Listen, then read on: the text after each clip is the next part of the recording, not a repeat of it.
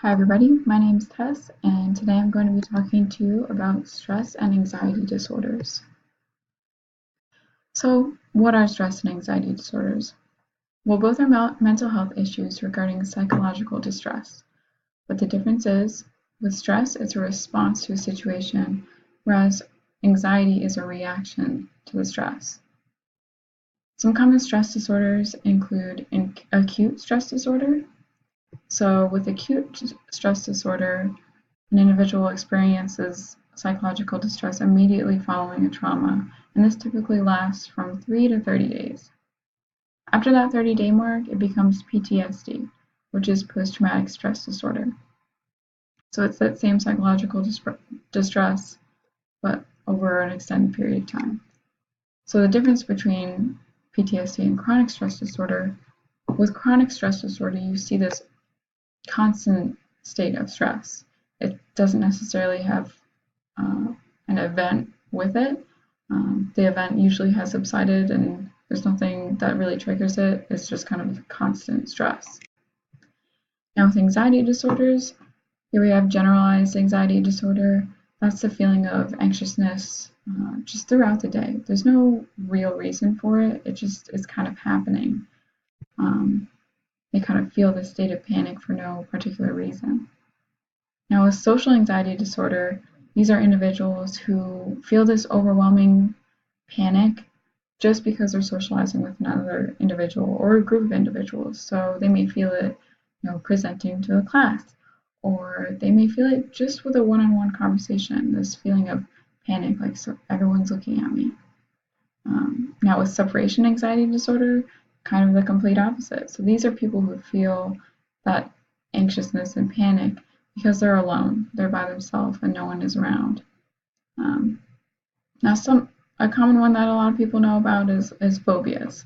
So the phobias include, people who are afraid of spiders. Maybe you have a fear of, a cat, or maybe a fear of being in an enclosed space. Those phobias are actually included in anxiety disorders. Now, symptoms of stress and anxiety disorders, they tend to cross over with one another. That's why we're kind of talking about both of them. But the ones I have listed under the names, those are, the specific symptoms that you see with either stress or anxiety. So with stress, there's dissociative symptoms. You dissociate with, normal routine things. There's negative mood. There's flashbacks and dreams or nightmares of the traumatic event, difficulty sleeping or insomnia, difficulty concentrating, irritability, there's headaches, high blood pressure, gastrointestinal problems, weakened immunity. Now with anxiety disorders, uh, the most prominent symptom is this feeling of worry, panic, or like impending danger that isn't necessarily really there. There's also an increased heart rate, there's hyperventilation, sweating, shaking, trouble sleeping, trouble concentrating, gastrointestinal problems, same with stress, and fatigue. So a lot of these symptoms you see with anxiety happen when you're in that state of panic. So what happens to make you feel this way? So with both stress and anxiety disorders, they both activate the fight or flight response, which is a natural response in the human body. It's typically a biological reaction when danger is perceived and the body prepares to do exactly the name.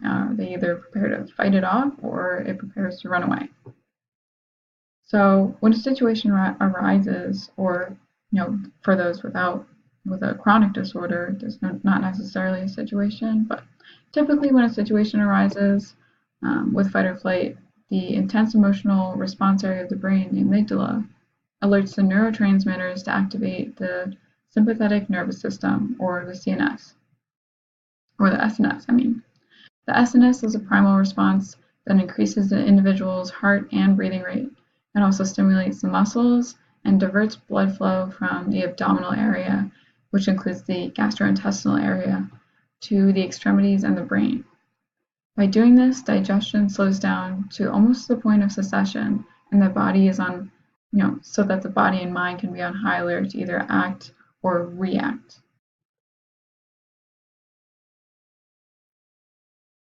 So, what you should know about statistics regarding anxiety and stress.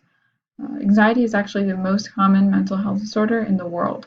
So 1 in 13 people are affected, as seen here by the World Health Organization. 40 million people just in the United States alone experience anxiety disorders every year, and that's about 18% of the population. About 8% of children and teenagers experience anxiety disorder before the age of 21, which these triggers can occur because of puberty. That's the time when you're making friends or you're losing friends. So that tends to be a time of great stress and trauma and anxiety. 1/3 of those suffering from anxiety disorders actually receive treatment. So people don't, 1/3 of people don't even know that they have an anxiety disorder. They might just feel, oh, I'm just feeling overwhelmed and it'll go away, and they don't even seek treatment. Studies done by the American Psychological Association have shown that with each generation comes a higher reported rate of stress.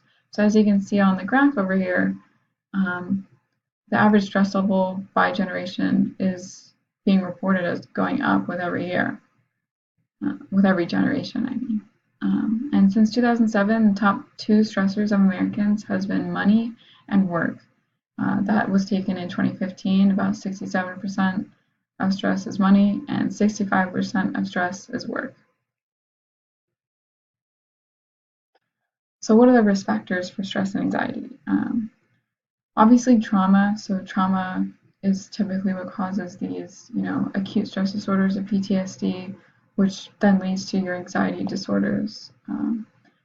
That trauma can be a death, or it can be like a car accident, things that are traumatic, and also stressful events. So like moving, maybe you're going through a divorce. That's also something that might trigger that. Also, people with personality type A, believe it or not, people with type A tend to be more competitive, or they might be more of a perfectionist, as opposed to people with type B, who are a little bit more laid back and they're more spontaneous. They might not get stressed out if a situation doesn't go quite as planned. And also, other mental health illnesses might trigger stress and anxiety.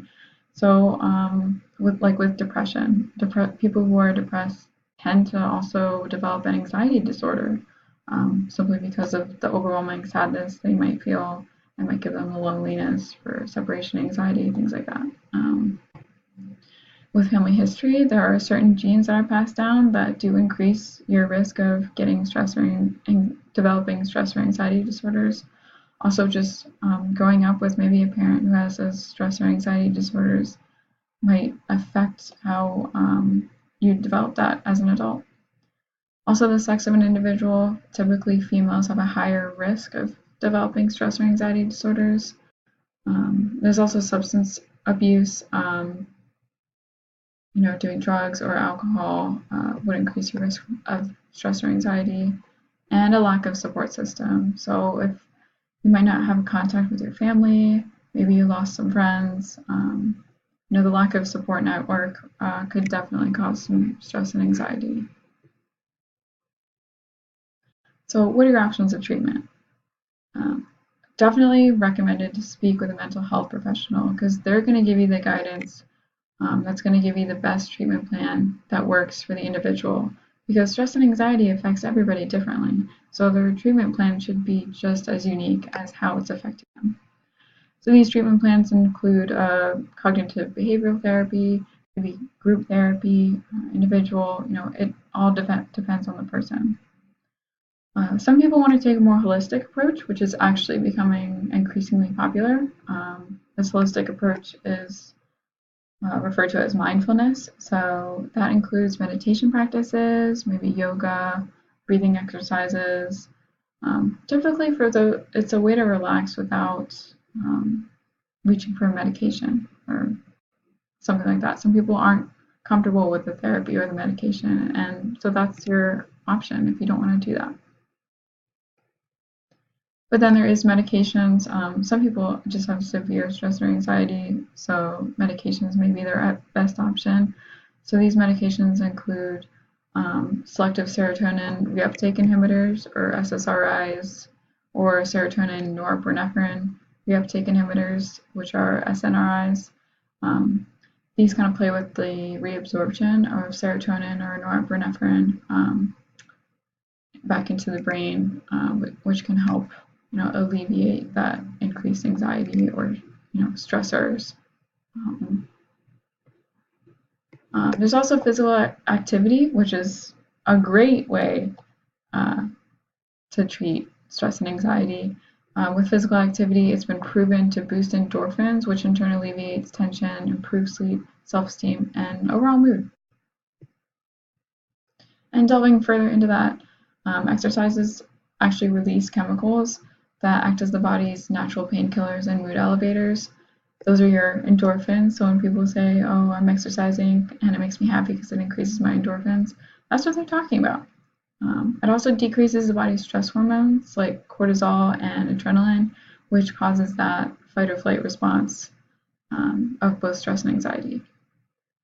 And exercises that coordinate breathing with movements, like yoga, are great for practice of respiration control. People who have stress or anxiety, one of the common symptoms is heavy breathing or increased breathing rate. And with exercises like yoga that kind of work breathing into the movement of the exercise, it helps gain a better control of slow, regulated breath. As an individual sees improvements in their muscular strength, their endurance, and they also might see an improvement in weight loss if that's something that they need, or weight gain if they might have been underweight. And with those kinds of results, they can feel a sense of control and a boost in self-confidence. So the FIT principles for someone with stress or anxiety disorder would actually be the same as the FIT principles for healthy adults. The only thing that I would say is with these individuals, really seek out the type. So really seek out something that they should really seek out something that they enjoy, something that they're really gonna feel really good about after they're done that exercise for the day. So recommendations and considerations. Individuals with maybe social anxieties might have a very hard time getting to the gym for fear of people, the overwhelming feeling that people are staring at them. To help with that, maybe find a private space to work out. Maybe there's a studio or a separate area that they can work out in, or train during a time when there aren't many people in the gym so they don't have to worry about the crowds of people. Or honestly, if they can get exercises for at home, they might be able to purchase, an exercise ball or some weights. That way they don't even have to worry about people coming and going or looking at them, things like that. The thing to remember about stress and anxiety is that it may lead to other mental health disorders like depression. So some days those individuals might not be motivated to go to the gym. You might need to find things that motivate them, a fun activity, or maybe have their support system, go with them, or get in contact with them to help make them feel more motivated. Or honestly, it's okay to take a rest day. Maybe find a more leisure activity, maybe go for a walk, or plan it for the next day so they have something to look forward to. So for my case study, here we have a 17-year-old female.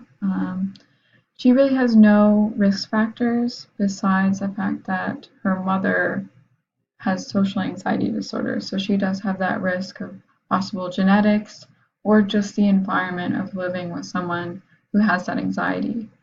So what I would prescribe her for exercise is the same FIT principles as a healthy adult, but the only thing I would add in is with aerobic training.